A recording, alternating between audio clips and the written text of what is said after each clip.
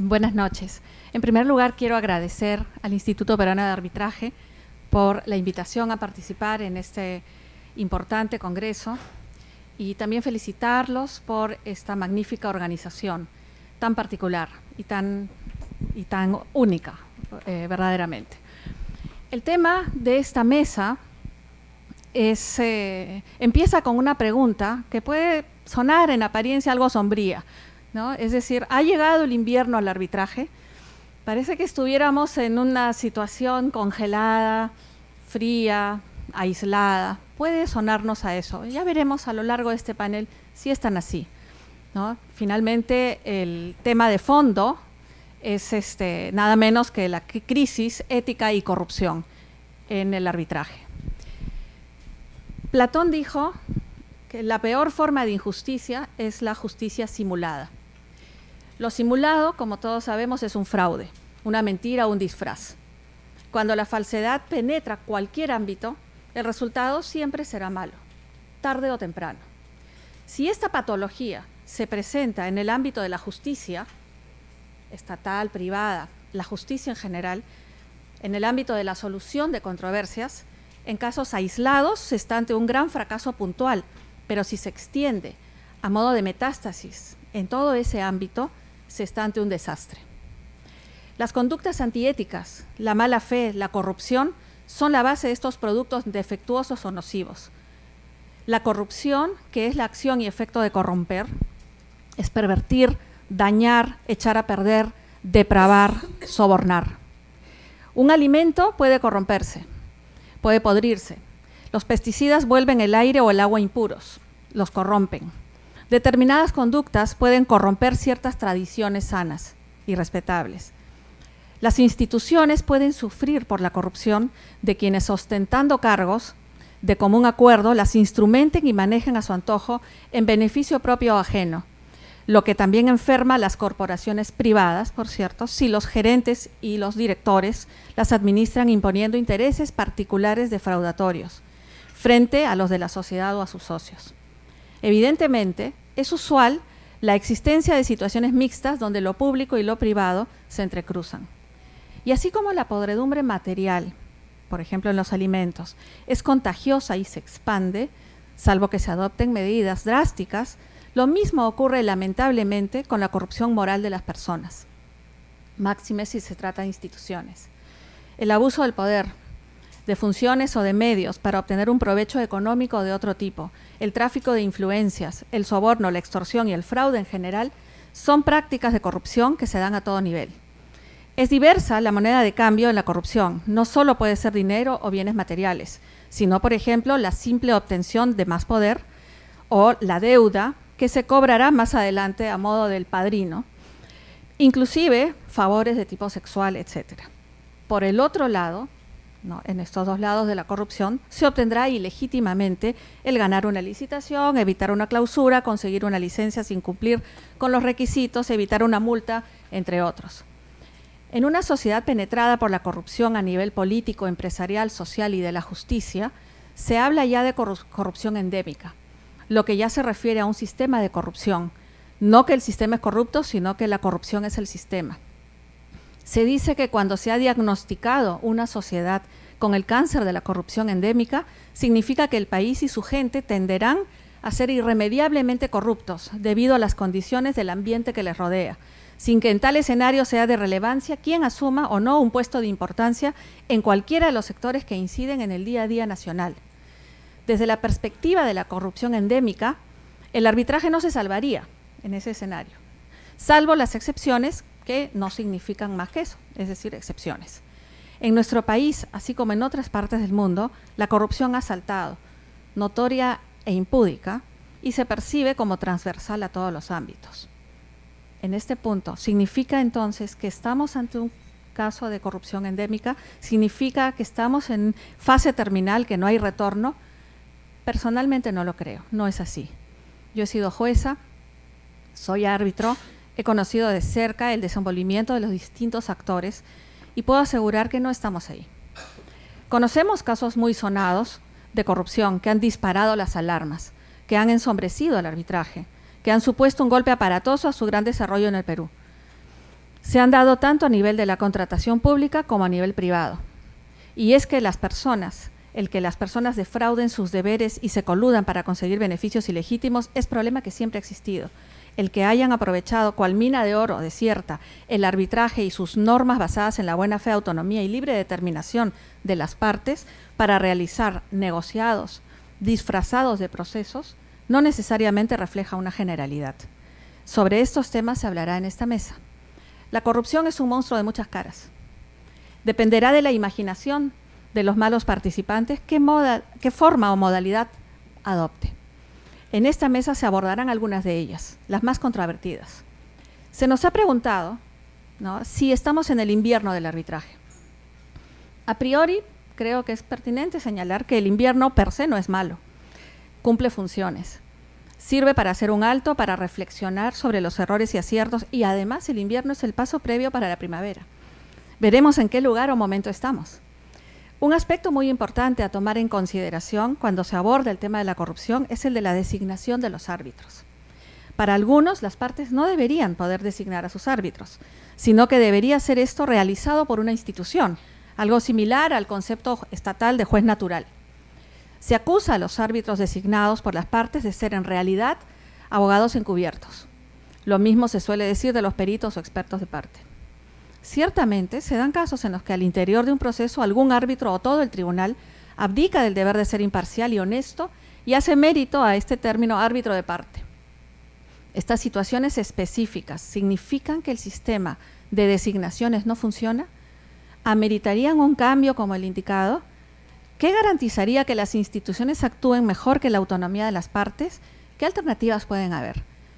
Este importante tema va a ser abordado por Yana. En el universo arbitral peruano, la gran incidencia de corrupción se ha dado cuando de por medio se encuentra la cosa pública, que es de todos y por eso se considera que no es de nadie.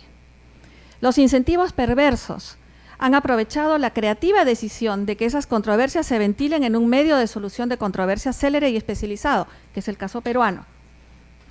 ¿Qué duda cabe? Pero eso no significa que la guerra esté perdida. En esa línea se vienen generando candados o salvaguardas normativas para cubrir las deficiencias o las diferencias entre el arbitraje comercial y el de contratación pública. Hablando también de instituciones arbitrales, se tiene como alternativas el arbitraje institucional y el arbitraje ad hoc, en el que la tramitación se realiza por el tribunal, que se apoya en un secretario arbitral de su confianza, estableciendo el tribunal con las partes sus propias reglas procedimentales. Se ha acusado al arbitraje ad hoc de ser clandestino, de carecer de transparencia y seguridad, lo que fomenta la corrupción. Frente a las instituciones, ¿no?, que, según se indica, ¿no?, brindan seguridades y sobre todo institucionalidad. Además, la pertenencia a una lista nómina en el centro arbitral es un incentivo, ¿no?, para los árbitros de mantener una conducta idónea, lo cual no se da en el arbitraje ad hoc. Al respecto, cabe preguntarse si las estadísticas reflejan estas afirmaciones. ¿Qué lleva a suponer que las instituciones arbitrales actuarán mejor que una secretaría ad hoc? Estas materias, ¿no?, van a ser abordadas, ¿no?, por Ana María.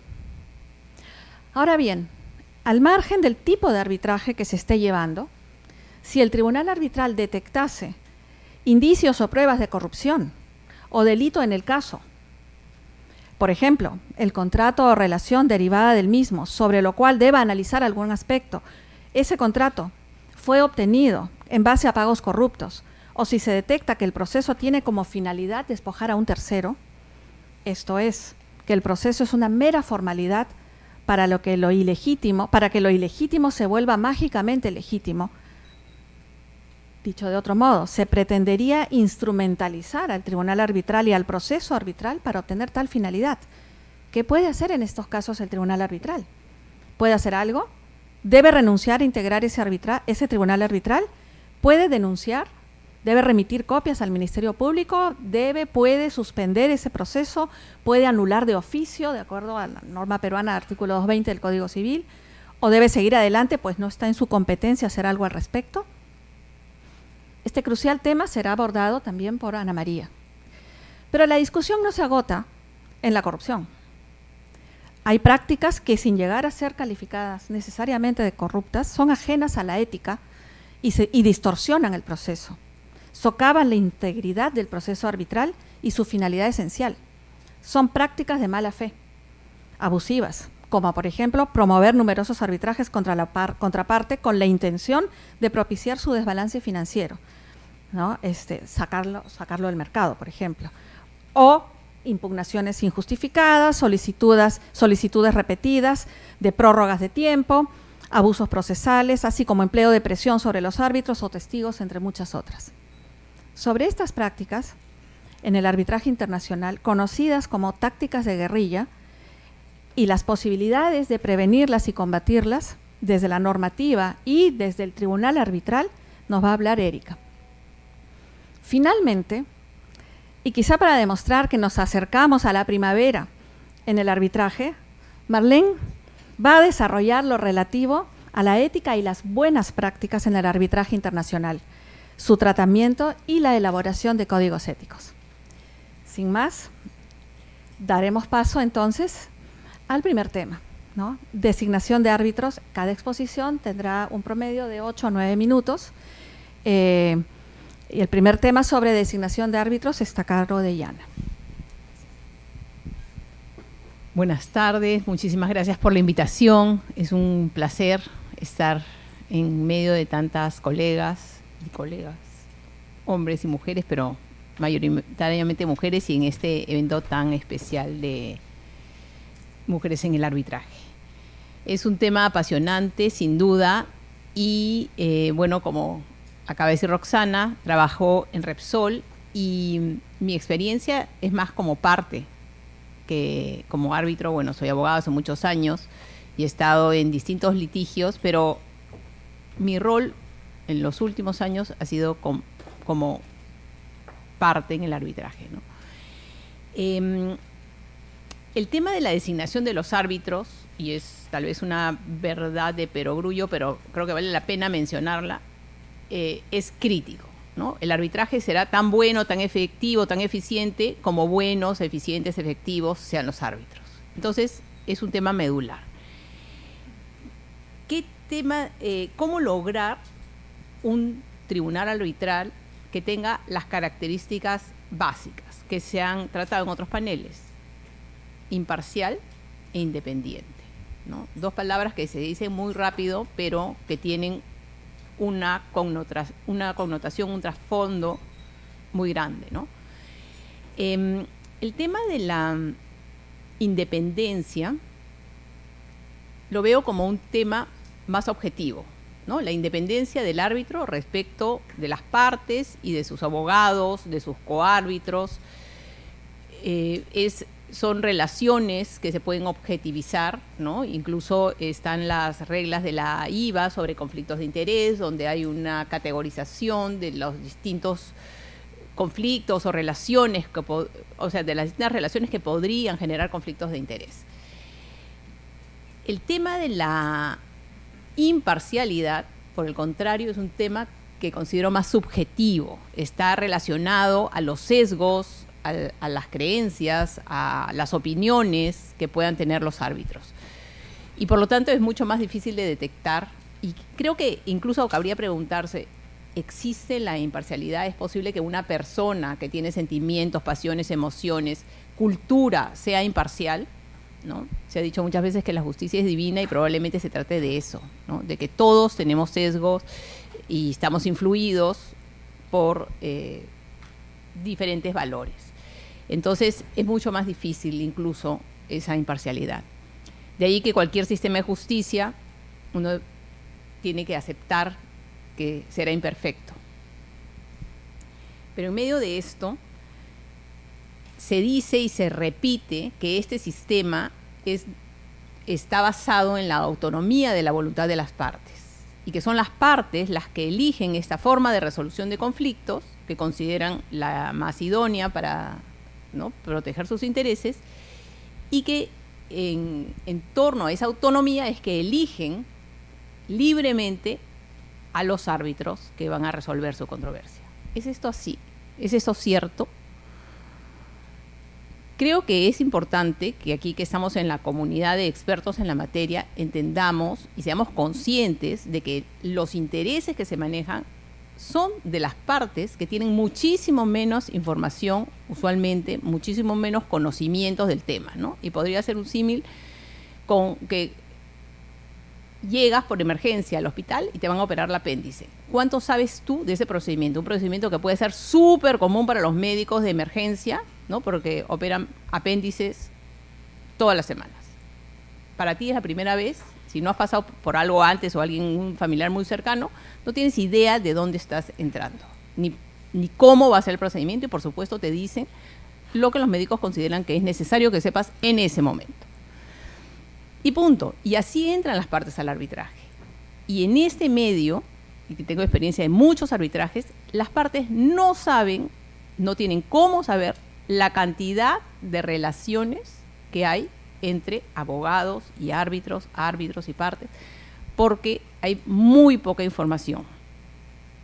Entonces, la independencia de un árbitro es prácticamente imposible de conocer por una parte. Los árbitros, obviamente, tienen la obligación de revelación, pero esa revelación, ¿no?, está a criterio de cada uno. La gente no necesariamente es absolutamente escrupulosa en revelar todo, porque ellos deciden qué les parece que sí, qué les parece que no deben revelar. Y las partes, con una limitada información, no tienen cómo saber más. Incluso, en medio de los árbitros y de las partes están los abogados de parte, que no están obligados a revelar, que se protegen justamente a través de la confidencialidad de los arbitrajes. Entonces, ya ahora, con la experiencia de las cosas que han pasado en el camino, por lo menos yo soy mucho más exigente con los estudios para que me revelen en cuántos arbitrajes han nombrado este árbitro su estudio, por ejemplo, ¿no? Antes no te decían, no, yo te puedo decir, esa información confidencial. ¿Por qué? Es data agregada. Tú no me estás diciendo quién lo ha designado. Yo quiero saber cuántas veces, y al árbitro que ha designado la otra parte, y tú en cuántos arbitrajes también lo tienes. Esa es una información que, ¿no? La primera vez te presentan una terna y tú dices, bueno, esto, pero no sabes, porque los abogados de parte consideran usualmente que no tienen, si no les pides la información, que no tienen obligación de revelar. Ellos son parte, no son árbitros, ¿no? Entonces, hay una simetría de información muy grande.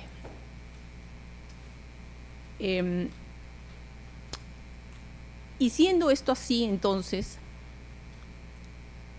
y ahora yo he hablado de una parte de buena fe, ¿no?, que tiene poca información, pero también podríamos estar en que la elección de los árbitros por las partes, estamos hablando de partes corruptas que quieren validar algún derecho a través del arbitraje, ¿no? Y por lo tanto ya están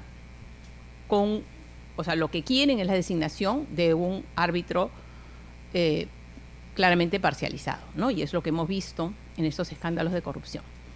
Entonces, la nominación a través de una entidad nominadora sería la solución. Y aquí, simplemente para efectos de reflexionar, ¿no?, porque como ustedes saben, en la mayoría de reglamentos y en la ley peruana, la regla, ¿no?, es que los árbitros los eligen las partes. Pero a falta de elección por las partes, recién, ¿no?, hay alternativas de designación. Entonces, ¿qué pasaría si la regla fuese a la inversa, ¿no? Que la regla es que hay una entidad nominadora. Entonces, allí, ¿cuáles serían las ventajas? Una, que considero que es muy importante, es la diversidad, ¿no? Podrías ver en función de la materia, del tema, decir, bueno, aquí necesitamos gente. Este es un conflicto que tiene, por ejemplo, un arbitraje comercial internacional, tiene partes de diversas nacionalidades, podríamos tener también árbitros de diversas nacionalidades, ¿no?, que no sean de la nacionalidad de las partes. Es un tema especializado en hidrocarburos, por poner un tema, entonces uno especializado en eso, otro en derecho contractual, que haya una mujer, que haya gente de distintas edades, En fin, podrías ver, y no como si fuese elegido por las partes, que las partes no van a arriesgar nada, y yo no voy a poner un árbitro joven, porque es mi árbitro, y la otra parte va a designar a una persona con mucho más experiencia, y no puedo arriesgar en aras de la diversidad, que es muy deseable en un tribunal colegiado para efectos de neutralizar los sesgos inconscientes. Bueno, yo no voy a arriesgar mi árbitro de parte, no eso que lo haga otro, porque yo, mientras más senior, ¿no? Y justamente estamos una vez más en el mismo círculo cerrado, yo me aseguro, ¿no? No puedo arriesgar con un árbitro joven, con un árbitro mujer que no tiene tanta experiencia como los 4 señores que están en todas y que tienen muchísima experiencia. Entonces, eso podría neutralizarse con una entidad nominadora, ¿no? Que objetivamente... El otro tema es, bueno, lo que ya se ha dicho también, los árbitros abogados, ¿no? Que le deben su nominación a la parte, entonces tratan de congraciarse con los abogados de la parte. Uno de los requisitos para ser árbitro es declarar su disponibilidad. Y a veces los que no tienen disponibilidad son los abogados de parte. Me ha pasado. Oye, pero ¿cuándo vas a la audiencia? Tenemos... Ay, no, es que esta semana no puede ser, la otra tampoco, y la siguiente me voy de viaje. Oye, un ratito.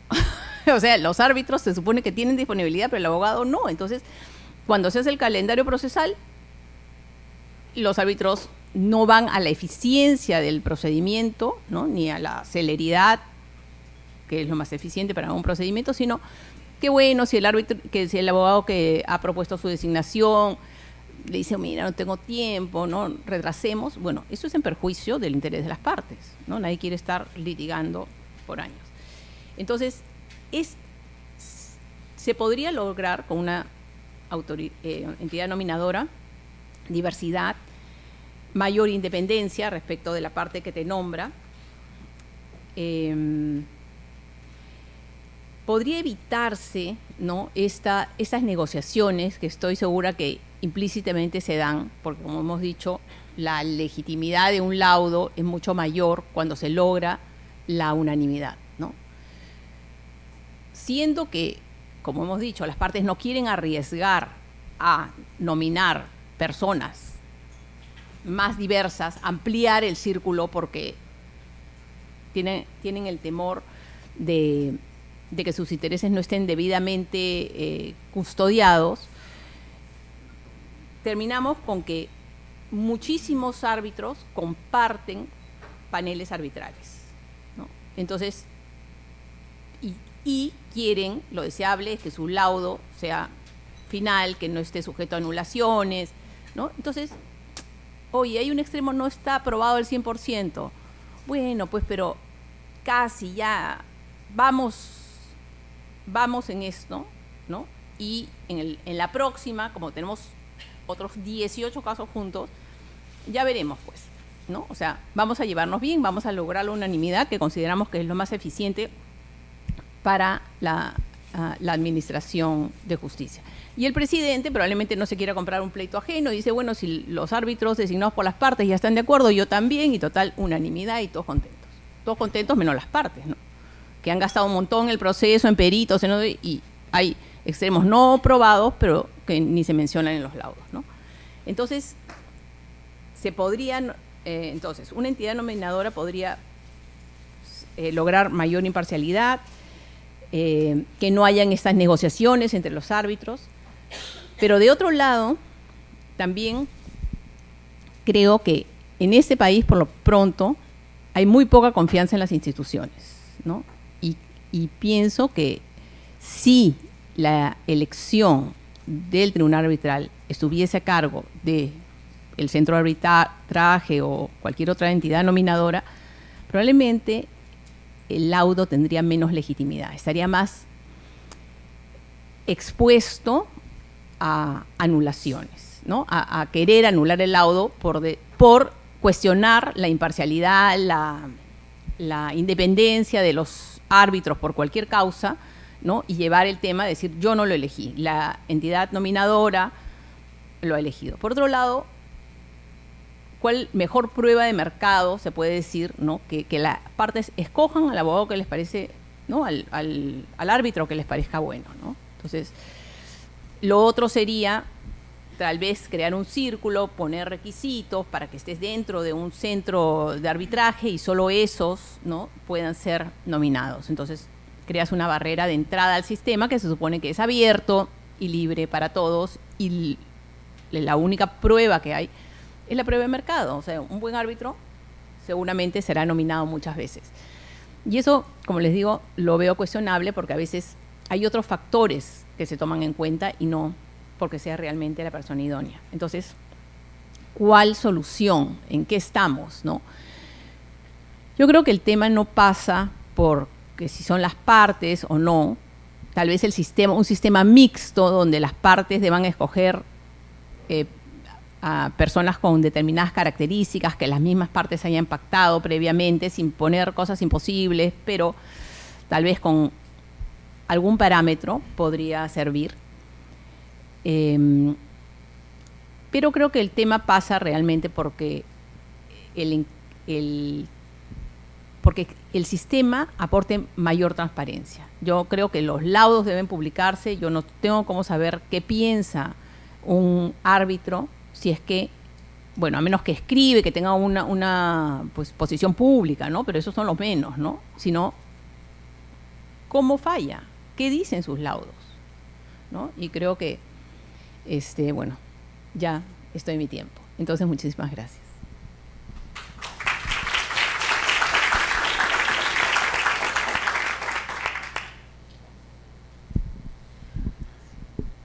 Bueno, el siguiente tema de nuestro panel es lo relativo al arbitraje comercial y arbitraje en materia de contratación pública, y además el arbitraje institucional y frente al arbitraje ad hoc, ¿no? Respecto a este tema va a tener el uso de la palabra Ana María. Muchas gracias. Bueno, primero que nada, primero lo primero, ¿no? Es de bien nacido ser agradecido, me decía mi mamá, así que tengo que agradecer al Instituto Peruano de Arbitraje por darme la oportunidad de estar aquí. Y en realidad agradezco, en nombre de todas las mujeres que estamos participando en este evento, por organizarlo. Creo que es una muestra, o sea, entiendo que el objetivo de que seamos todas mujeres las expositoras es darnos la oportunidad de demostrar que tenemos la capacidad y estamos en aptitud de poder aportar de igual manera. Ahora, creo que una vez que ya dimos este paso, Carlitos, la próxima toca diversidad, ¿no? Porque tampoco es la idea que seamos mujeres y puras mujeres. O sea, la próxima vez, hombres y mujeres, porque así demostramos que estamos en igualdad de condiciones. Tanto los hombres como las mujeres aportamos y estamos en la misma situación. Entonces, creo que estamos en buen camino, Carlitos, estamos en buen camino. Está muy bien. Muy bien.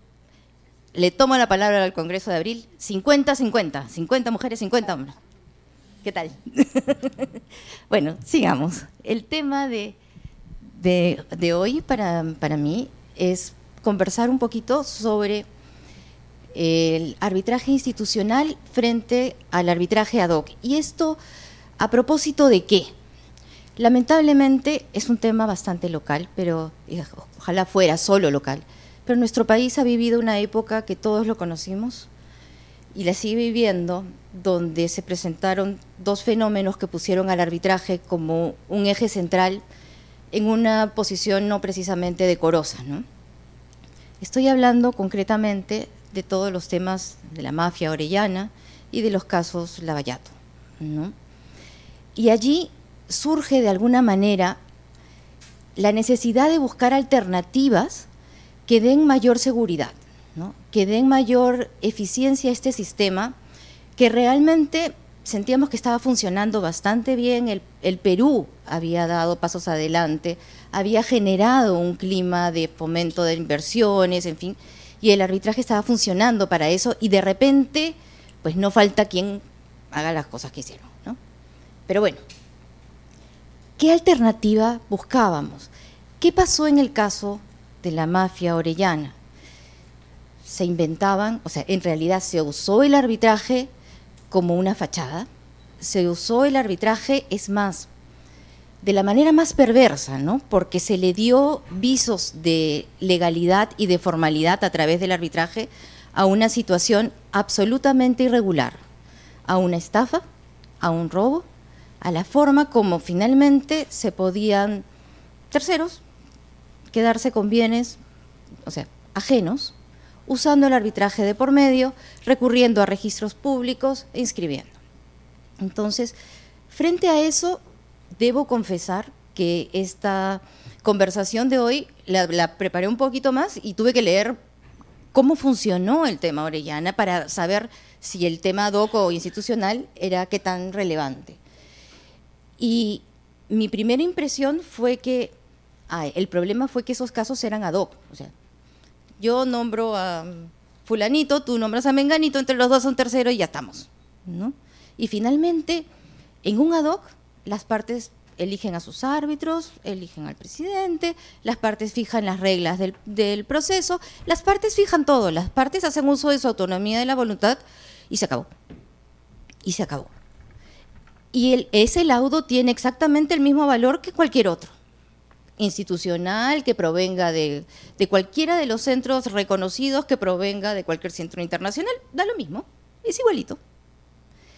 Entonces, mi impresión es que eso nos estaba exponiendo, que había expuesto al arbitraje de alguna manera, y que hubiese sido mejor recurrir en todo caso al arbitraje institucional, donde hay reglas preestablecidas. Y debo confesar que esta, que era mi impresión inicial, en realidad la sigue siendo, pero con algunos matices. ¿Por qué? Porque pude investigar un poquito más y les podría decir que la mayoría de los casos Orellana, los arbitrajes no eran ad hoc, eran arbitrajes institucionales. Eran arbitrajes institucionales, pero en base a centros de arbitraje que no podría repetir su nombre, porque de verdad nunca en mi vida los había escuchado. Y pensé, ¿cómo puede ser esto? O sea, acá hay algo que no funciona. Entonces recurrí a la ley de arbitraje. ¿Cuáles son los requisitos para poder tener un centro de arbitraje? ¿Quién controla los centros de arbitraje? Y los requisitos son bien particulares. O sea, les digo particulares porque casi no son ninguno, ¿no? O sea, ¿cuáles son? Dice, las instituciones arbitrales constituidas en el país deben ser personas jurídicas, con o sin fines de lucro, o sea, cualquiera. Cuando se trate de instituciones públicas con funciones arbitrales, instituciones públicas que además le damos funciones arbitrales, o incorporadas en sus normas reguladoras, deberán inscribirse ante el Ministerio de Justicia. Solo se inscriben ante el Ministerio de Justicia las instituciones arbitrales cuando son públicas. Las privadas, no. En consecuencia, dije, debe haber un registro entonces, voy a buscar ese registro de, les voy a decir cómo se llama, Registro de Instituciones Arbitrales del Ministerio de Justicia, para ver, ahí debe decir más requisitos, vuélvete, no hay más. ¿Saben cuántos centros de arbitraje tenemos en Lima? O sea, ya, ustedes van a decir, conocidos 3, 4, 5. Hay 112. 112 centros de arbitraje. Por eso les digo, yo recuerdo 5 y los restantes, pero están. Si los buscan, los van a encontrar. Y muchos de estos centros no son sino fachadas. Son fachadas que lamentablemente han servido para estas situaciones irregulares. Entonces, me temo que el punto no es tanto ad hoc o institucional.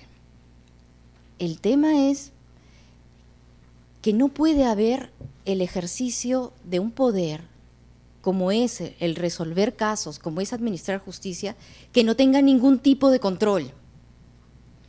Cuando pactábamos un arbitraje institucional, la lógica era, quiero someterme a un centro de arbitraje que tiene reglas predeterminadas, que las podemos conocer, y eso me da tranquilidad. Recomendar ese centro de arbitraje me da la tranquilidad que es un sitio serio, las pautas están prefijadas, es más, que tiene una lista de árbitros Y eso implica que el centro de arbitraje ha asumido la responsabilidad, por lo menos, de filtrar a quienes ponen su lista. Tiene que haber algún tipo de parámetro de evaluación, tanto ética, moral como profesional, para que alguien pueda ser considerado dentro de una nómina o una lista de árbitros. Esto, efectivamente, debería ser así y creo que es la clave esencial para que el arbitraje institucional cumpla el rol que debe cumplir. Pero si tenemos un arbitraje institucional donde lo único que tengo que hacer es constituir una persona jurídica y nada más, y usarla, porque ni siquiera tengo que inscribirme en ningún sitio, no tengo el control de nadie, ni siquiera del Ministerio de Justicia, o sea, sin duda se generó este fenómeno que es una situación que debemos evitar. Entonces, en mi opinión, cuando voy a recomendar a un cliente si un arbitraje ad hoc o institucional, sí, prefiero que sea institucional por el respaldo que me da un centro serio, por el respaldo que me da una lista de árbitros que han pasado por este filtro. Y por eso creo que es sumamente importante el tema de la ratificación de los árbitros cuando no están en esa lista, ¿no? Y creo que allí no es ninguna exigencia que esté más allá de lo que las partes quieren. Las partes acuerdan someterse a ese centro de arbitraje y ese centro tiene esas reglas.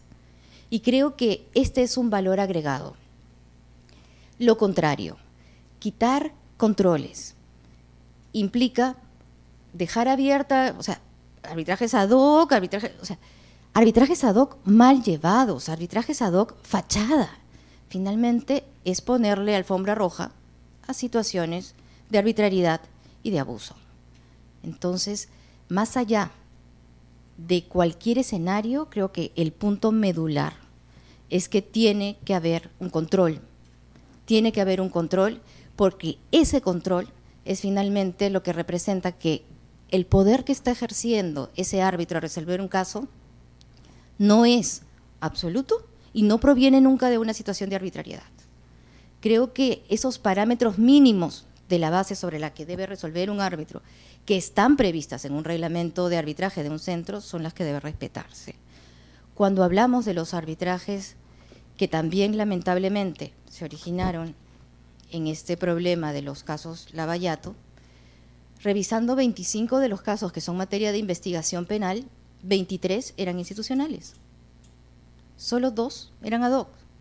Entonces, el problema no es ad hoc o institucional, el problema es falta de control, el problema es no tener instituciones sólidas.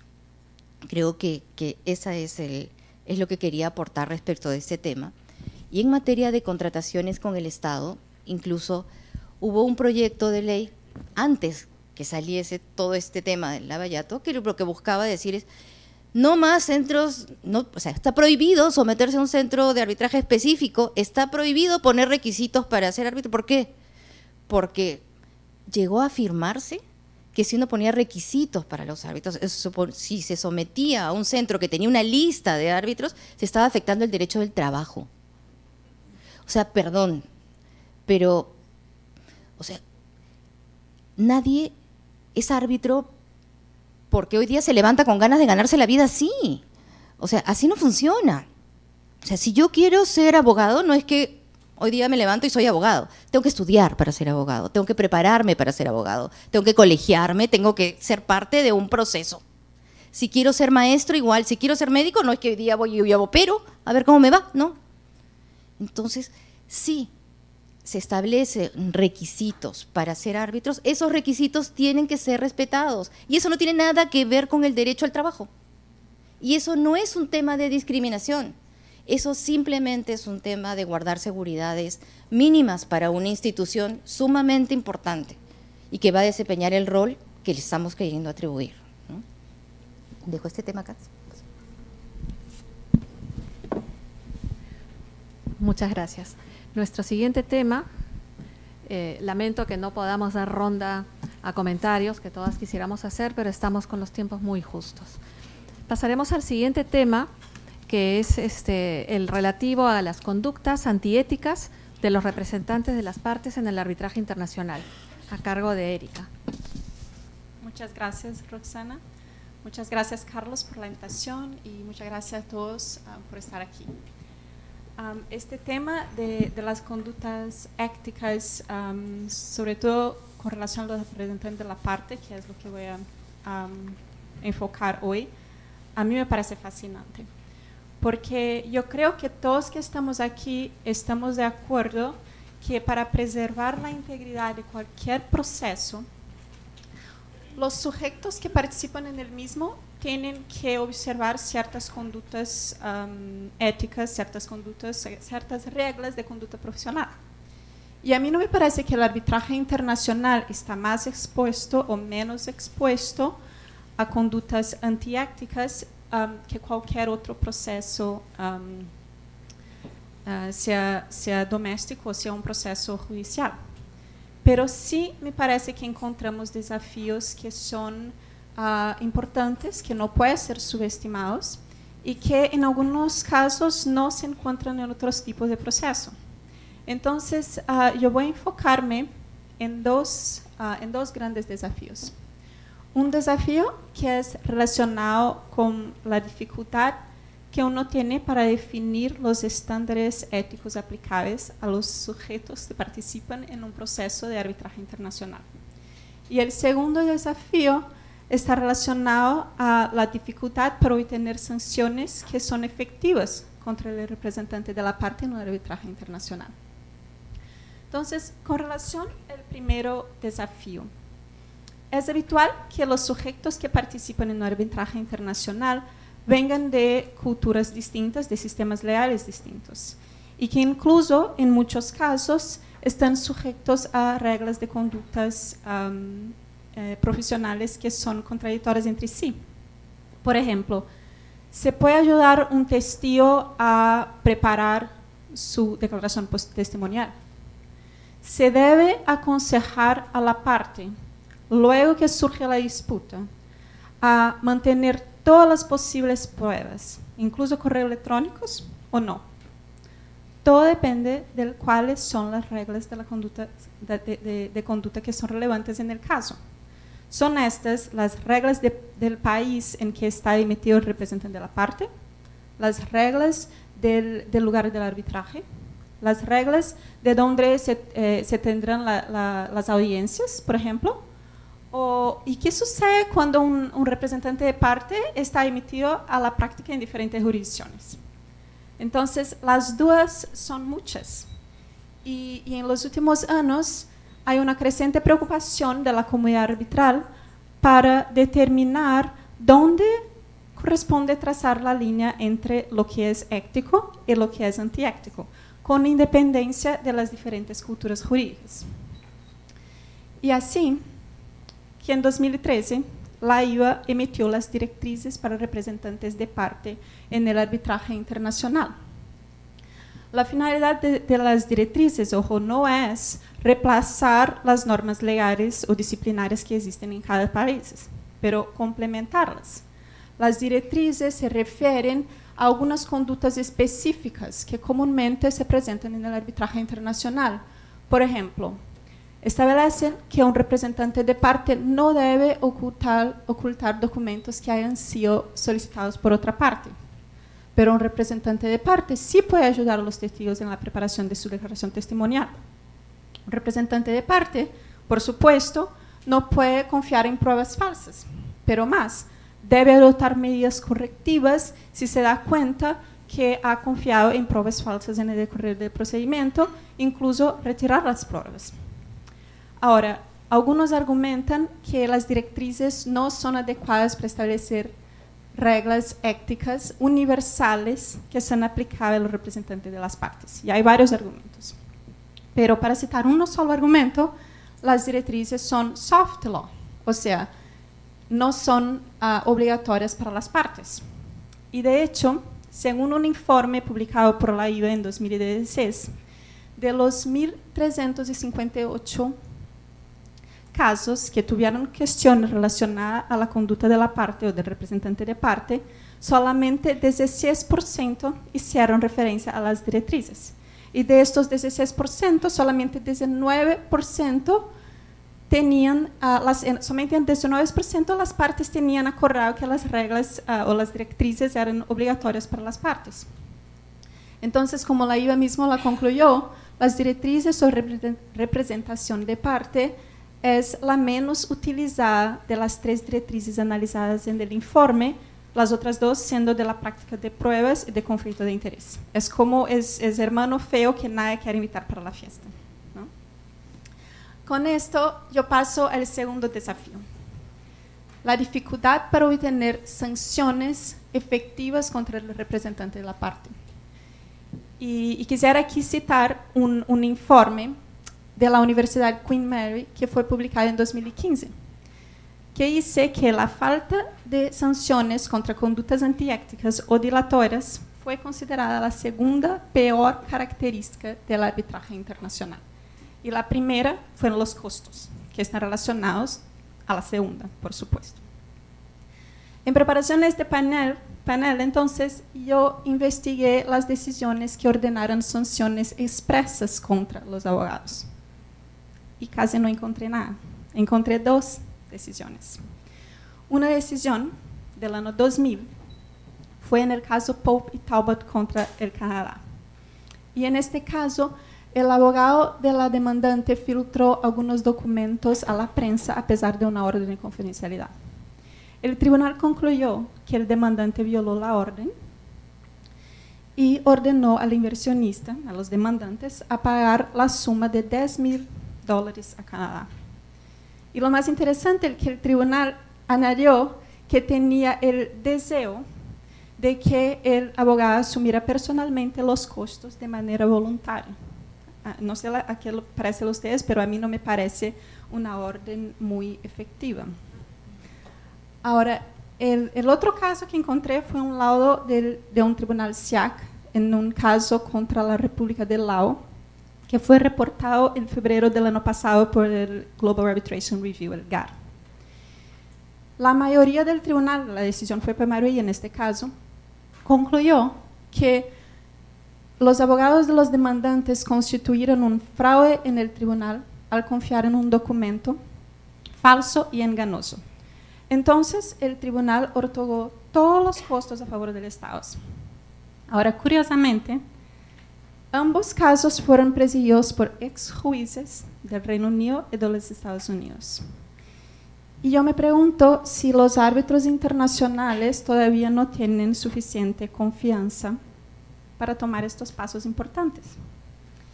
Pero para ser justa a la comunidad arbitral, comunidad de los árbitros, yo tengo que considerar que no siempre es fácil identificar las tácticas que son más sutiles, que se traducen en maniobras dilatorias o en perjuicio para la otra parte. Por ejemplo, presentar argumentos nuevos tardía o extemporáneamente, presentar una cantidad excesiva de documentos de una forma totalmente desordenada, o plantear objeciones o solicitudes inapropiadas. ¿Son estas tácticas de guerrillas o no? Quisiera tener el panel para las preguntas. La próxima vez voy a prepararme para esto. Pero como ve, este segundo desafío que tenemos está intrínsecamente relacionado al primer desafío. Si nosotros no estamos de acuerdo con respecto a dónde está la línea entre el ético y el antiético, ¿cómo puede el árbitro tener suficiente confianza para aplicar una sanción? Ahora, yo creo que los árbitros no son los únicos responsables por este problema. Entonces, quisiera mencionar otra vez el informe de la Universidad de Queen Mary. Y según el informe, la mayor parte de los usuarios creen que la forma más efectiva de regular la conducta del representante de partes es a través de las instituciones arbitrales. Y algunas instituciones, de hecho, han tomado iniciativas importantes. Por ejemplo, la Cámara de Arbitraje Internacional de Londres emitió reglas básicas de éticas aplicables a los representantes de las partes en sus procesos. Esto fue en 2014, creo. Y la CCI, en 2017, emitió una nota que anima a las partes y los tribunales a que adopten las directivas de la IVA cuando fuera conveniente con respecto a representación de las partes. Estas iniciativas me parecen válidas, pero no me parecen suficientes. Yo creo que las instituciones podrían hacer más. Por ejemplo, las reglas de arbitraje de varias instituciones permiten que árbitros sean recusados por conductas antiéticas. ¿Por qué no hacer lo mismo con los representantes de las partes? En mi opinión, vamos en la dirección correcta, pero el camino a percorrer es largo. Las instituciones deben ir más allá, regular de manera más detallada la conducta del representante de la parte. Los árbitros también deben hacer más. Por ejemplo, hacer más uso de decisiones de costo contra la parte que causa retrasos del proceso. Más uso de inferencias negativas contra la parte que no somete una prueba que le compete. Por supuesto, la tarefa no es fácil y debe ser ejercida con cuidado para que no cause todavía más daños a la integridad del proceso, pero este no es un tema fácil y como todo problema complejo, requiere una dosis extra de esfuerzo y coraje para solucionarlo. Muchas gracias.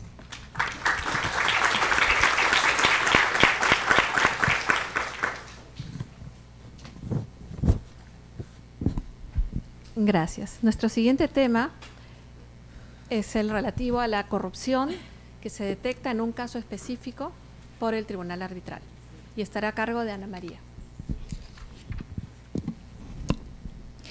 Muchas gracias nuevamente. A ver, vamos a ver. Primero, creo que es importante tener en cuenta cuál es la ruta que debemos seguir o que voy a seguir en este caso.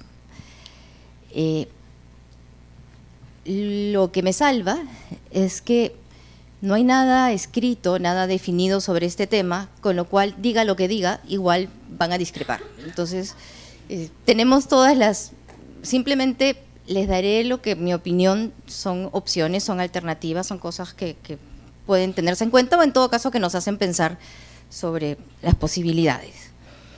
Pero, ¿qué ocurre cuando en un arbitraje el tribunal detecta que ha habido un supuesto de corrupción? Por ejemplo, que se está discutiendo sobre la resolución de un contrato, que se está discutiendo sobre la ejecución de un contrato, y allí resulta que este contrato ha sido obtenido porque ha mediado un soborno, ha mediado una coima, cualquier otro acto de corrupción. ¿Qué hace el tribunal? ¿Tiene algo que hacer? Y la pregunta es importante porque podría entenderse que finalmente cuando hablamos del arbitraje estamos dentro de un ámbito privado y lo que está en juego es el interés de las partes. Pero es importante allí hacernos la siguiente pregunta, que está indicada, perdón, creo que me adelanté mucho, ahí. ¿Con quién tiene el tribunal el principal deber? ¿Con las partes o con la ley? ¿En qué escenario se mueve el tribunal arbitral? Es claro que normalmente estamos en un escenario esencialmente privado, pero cuando detecta que en su caso, en el caso que va a resolver, ha mediado una situación de corrupción o de soborno a un funcionario, eso afecta a la administración de justicia. Eso implica que allí ya no estamos solo frente a intereses privados, sino que se ha afectado un interés público. En ese caso se ha afectado un interés público y ello afecta lo que se llama, y así se regula en los tratados internacionales, y así se regula en nuestra ley, como el orden público internacional. El Perú se ha adherido a una serie de convenios anticorrupción y cuando hablamos de orden público internacional queda clarísimo que los temas vinculados a actos de corrupción generan su ilegalidad. Entonces, ya no estamos netamente en un escenario privado. Cuando hablamos del orden público internacional, podríamos pensar que estamos frente a un concepto un poco abstracto, ¿no? Todos sabemos qué cosa es hasta que nos preguntan, ¿no? Cuando nos dicen qué cosa es el orden público internacional, ahí empiezan los problemas. Pero felizmente está definido. Y la lógica es el instrumento que tiene el ordenamiento jurídico para hacer prevalecer los intereses colectivos de la sociedad, y para ello está en aptitud incluso de recortar la autonomía de la voluntad. Esto es fundamental tenerlo claro, porque ese es el contenido que está regulado tanto en los convenios internacionales como en nuestra propia legislación. En consecuencia, en mi opinión es claro que la respuesta a la pregunta de con quién tiene el tribunal arbitral el principal deber no es con las partes, es con la ley, porque su decisión, la decisión que emita y que resuelva la controversia, tiene que ser una decisión válida para el ordenamiento jurídico. Y así lo establece tanto nuestra legislación como la propia Convención de Nueva York cuando se trata del reconocimiento de decisiones emitidas en el extranjero. A ver, siguiente. Ahora, detectado entonces que estamos frente a un acto de corrupción, ya hemos dicho, bueno, aquí hay algo que hacer, ya no estamos frente a la esfera netamente privada, hay un tema público detrás. ¿Qué hago? ¿Denuncio? ¿Suspendo el proceso hasta que se resuelva en la vía penal si es que hay un delito o no hay un delito, y en función de eso yo regreso y mientras tanto que opera la presunción de inocencia? O sea, ¿eso qué cosa quiere decir? Quiere decir que yo tengo que suspender el proceso ¿hasta cuándo? Y creo que, en mi opinión, la respuesta no va por allí. Creo que cuando se detecta que estamos frente a un caso donde ha mediado corrupción, estamos frente a un supuesto de afectación al orden público. Estamos frente a un supuesto de afectación al orden público internacional que tiene una connotación o una traducción muy concreta. Y eso tiene connotaciones probablemente penales, que son ajenas al ámbito de un tribunal arbitral, pero tiene connotaciones civiles, que es donde sí tiene competencia el tribunal arbitral para pronunciarse. Entonces, detectado un tema de corrupción, sí corresponde al tribunal arbitral y sí tiene competencia para pronunciarse cuáles son las consecuencias civiles de esos actos. Yo prometo acabar rapidito. ¿Y qué correspondería hacer allí? La consecuencia civil primera es: los actos obtenidos con corrupción son actos ilegales y la ilegalidad genera la nulidad de ese acto. ¿Okay? La pregunta es, sí, pero las partes no están invocando, en ese arbitraje no se discute la nulidad del acto, sino la ejecución de un contrato. Claro, el acto es el contrato, ¿no?, que se obtuvo mediando fraude, pero están discutiendo cosas de la ejecución. ¿Podría el tribunal incorporar el tema de por si acaso voy a pronunciarme sobre la validez de este contrato y si se obtuvo, si se firmó, habiendo mediado corrupción en consecuencia, si ese contrato es válido? En mi opinión, claramente sí, porque estamos frente a un supuesto de nulidad de acto jurídico. El supuesto de nulidad de acto jurídico, cuando se afecta el orden público, se puede incorporar incluso de oficio. Así lo establece en el Código Civil, el artículo 220. Yo puedo declarar de oficio la nulidad de un acto jurídico cuando, en este caso, ha mediado corrupción. Evidentemente, esto no implica que voy a sorprender a las partes y el día del laudo se van a enterar que el contrato era nulo, no. Esto quiere decir que entre los puntos controvertidos se va a tener que colocar que va a ser materia de pronunciamiento la validez de ese contrato, si han mediado o no han mediado actos de corrupción que puedan afectar su validez. Y el segundo punto es que puede generar también la nulidad del laudo arbitral. Puede ocurrir, entonces, que las partes, y ha habido un caso muy específico que es en materia internacional es conocido y está pendiente de decisión, que es el caso de Petrobras con otra empresa que se llama Advantage. ¿Qué pasó allí? Concretamente invoca, Petrobras dice, me están demandando el pago de una indemnización y la ejecución de determinadas prestaciones, pero mi defensa es, no voy a ejecutarlas porque en la adjudicación de ese contrato ha mediado corrupción a los funcionarios. O sea, está diciendo corrupción a los funcionarios que son sus funcionarios. O sea, casi podríamos decir que es un acto propio, ¿no? O sea, porque por Petrobras solo no tiene, o sea, no funciona así, ¿no? Funciona a través de los… Y aquí demuestro que ha mediado corrupción. ¿Cómo resolvió el tribunal en ese caso? Dijo, si bien se ha demostrado que hubo corrupción para la adjudicación de ese contrato, luego en la ejecución del contrato operó una novación. Y la novación ya no era con los mismos funcionarios, sino con otros funcionarios. En consecuencia, tuvo que pagar Petrobras 620 y tantos millones por concepto de indemnización. Yo no comparto esa decisión, pero más allá de si yo la comparto, es que está siendo materia de nulidad ante las cortes en Estados Unidos, concretamente en Texas. Y si eso ocurriese aquí, particularmente consideraría que ese es un caso de nulidad de laudo, y es un caso de nulidad de laudo por afectación al orden público. Nuestras cortes están en aptitud de anularlo o, en su defecto, de no reconocerlo.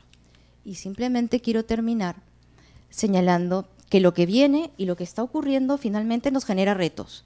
Y más allá de la situación muy complicada, creo que lo importante es qué hacemos con ella y cómo construimos con esto algo positivo. Y creo que o asumimos una actitud pasiva o finalmente los árbitros empiezan a comprarse el pleito y tener otro rol. ¿Y eso qué cosa quiere decir? Empezamos a realizar los actos necesarios para que la corrupción se sancione, para no quedarnos callados y finalmente para no ser parte de la corrupción por medio del silencio y de la impunidad. Si no, va a ocurrir esto, que dice, si no peleas por acabar con la corrupción y la podredumbre, acabarás formando parte de ella. Y eso es lo que tenemos que evitar, ¿no? Muchas gracias.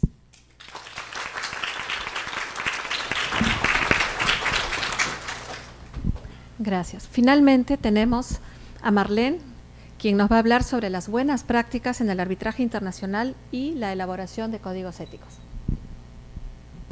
Bueno, buenas tardes a todos. Muchísimas gracias por la invitación, Carlos, y por el Instituto Peruano de Arbitraje.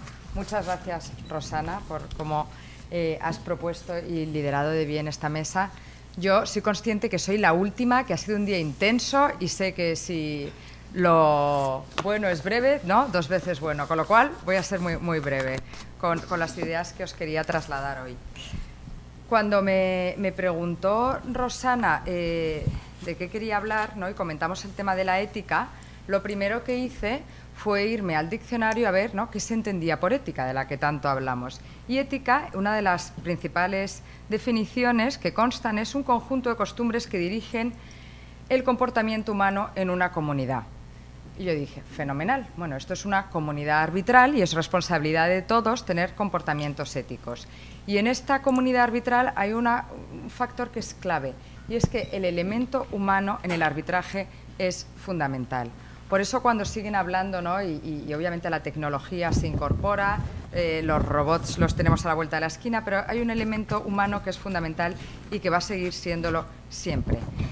Y los árbitros deben ser independientes e imparciales. Ha estado comentando Gianna esta tarde también esta cuestión, y yo añadiría la definición que tú has dado, que me ha gustado mucho, que para mí la independencia depende de las relaciones pasadas, ¿no?, o presentes que los árbitros puedan tener con las partes, pero la imparcialidad es más un estado mental y por lo tanto es más difícil de evaluar, sería algo más cercano a lo que se ha comentado, ¿no?, esta mañana, incluso a un posible sesgo.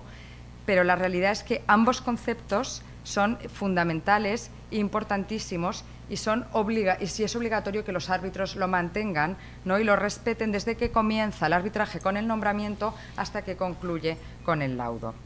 Y es fundamental porque esto va a dotar de legitimidad a la función arbitral.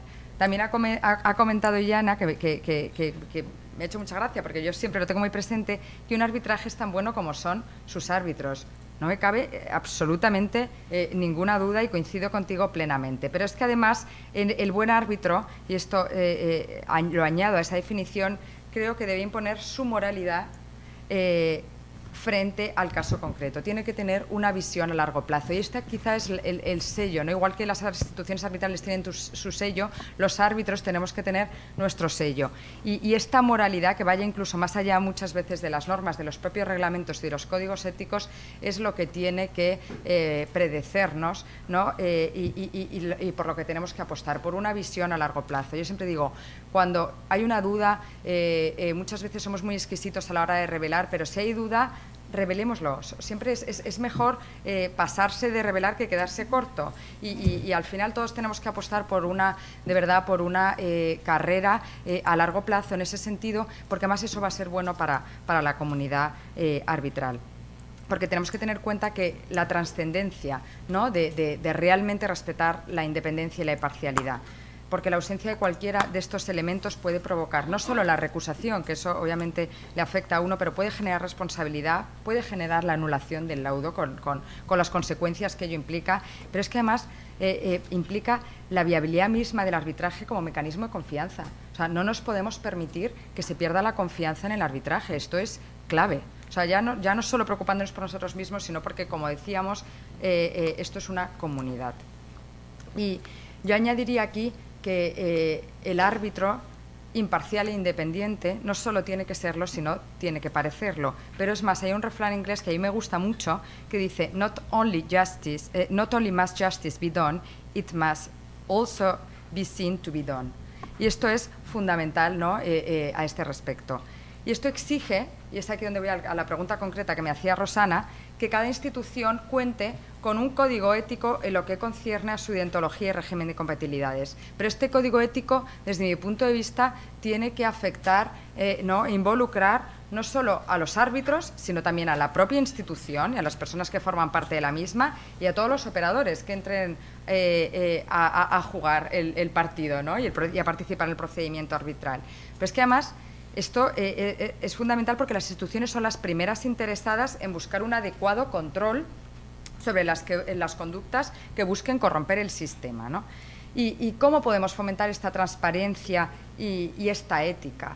Decimos, pues con independencia de todas las normas de soft law que todos conocemos a nivel internacional, las reglas de la IVA, el código ético de los árbitros en disputas comerciales de la AAA, el código buenas prácticas arbitrales de nuestro querido Club Español de Arbitraje, etcétera, yo quería centrarme hoy en tres iniciativas concretas. Una es las notas actualizadas sobre la guía de a las partes y tribunales arbitrales en la conducción del procedimiento que acaba de publicar la ICC. Las acaba de publicar ahora, no sé si finales de diciembre, principios de enero, no sé si habéis tenido oportunidad de leerlas, pero os animo a que lo hagáis porque hacen referencia a tres nuevas, por añadir algo nuevo, ¿no?, a lo que ya se ha dicho, a tres nuevos requisitos que se han dado cuenta que ayudan a fomentar la transparencia y que ya están implementándose. El primero es que se va a exigir a los árbitros revelaciones más extensas. A mí esto me ha llamado la atención porque no solo los árbitros vamos a tener que revelar nuestras relaciones, ¿no?, con las partes, los afiliados, etcétera, sino con posibles terceros intervinientes. Entonces diréis, bueno, ¿y esto cómo se hace? Porque yo no sé, ¿no?, quién va a poder intervenir. Bueno, pues el secretario de la ICC va a elaborar antes un listado con los posibles terceros intervinientes que los árbitros podremos analizar para ver si efectivamente no solo con esas partes, sino con las que quizá puedan verse interesadas, pues podremos tener algún conflicto de interés, por ejemplo. Otra de las prácticas que han implementado es que la publicación, esto creo que es a partir de julio de 2019, la publicación de los tribunales arbitrales no solo va a afectar a los árbitros y a la composición, sino al sector de industria y también se van a identificar los abogados. También creo que es una práctica muy buena. Y por último, se van a publicar a partir de enero los laudos íntegramente. Todos los laudos dictados por la ICC se van a publicar íntegramente en un sistema de opt-out. Si no queremos que se haga, tenemos que notificarlo. Y luego también nos van a dar la posibilidad de querer anonimizar partes. Oye, es que esto fenomenal se puede publicar, pero las partes hemos llegado al acuerdo que esta parte, por favor, que no se publique y se anonimice. Con independencia de eso, quería señalar también que otra buena técnica y otra buena implementación que ha tenido lugar en el último año, o hace un año por lo menos, es el Código Ético publicado por el Centro Iberoamericano de Arbitraje, el CIAR. Es un código ético que ha aunado los diferentes códigos éticos que existen dictados por las diferentes instituciones arbitrales. Y es un compendio muy bueno que os animo a leer. Además, incluye un apartado para mí muy relevante como nueva técnica, que es el de una variable disciplinaria. Es decir, no solo van a ser normas de soft law para los arbitrajes que se sustancien, por ejemplo, en el CIAR, sino que va a ser obligatorio respetarlas, hasta tal punto que si no se respetan, la Corte prevé sanciones. Y estas sanciones va a haber un comité específico únicamente dedicado a verificar que se han respetado todas las normas éticas recogidas en ese código. Esto me parece una idea estupenda para que todos también nos pongamos las pilas en ese sentido. Y por último, porque no solo tienen deberes, ¿no?, las instituciones, las cortes arbitrales, instituciones arbitrales y los árbitros, que los tenemos, pero también los abogados, ¿no? Esto no es actual para nada, pero yo siempre lo tengo presente y os animo a incluirlo muchas veces, y más en contextos internacionales, que es incluir en los contratos las disposiciones de códigos de buena conducta. Yo vuelvo a citar la ICC porque es la que más utilizo, pero me consta que hay más, como es el modelo propuesto en 1999, o sea, no es nada actual, denominado Extortion and Bribery in International Business Transactions.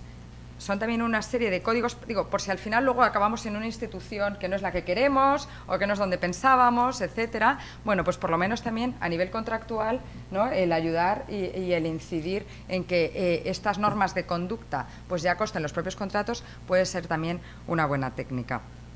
Y ya concluyo y termino diciendo que paneles como este yo creo que tienen que servir para concienciar de la importancia que tiene la transparencia en el arbitraje internacional, en el arbitraje doméstico y en el arbitraje internacional, en todos, como elemento generador de confianza.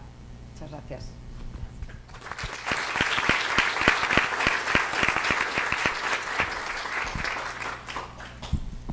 Bueno, hemos concluido en el tiempo asignado.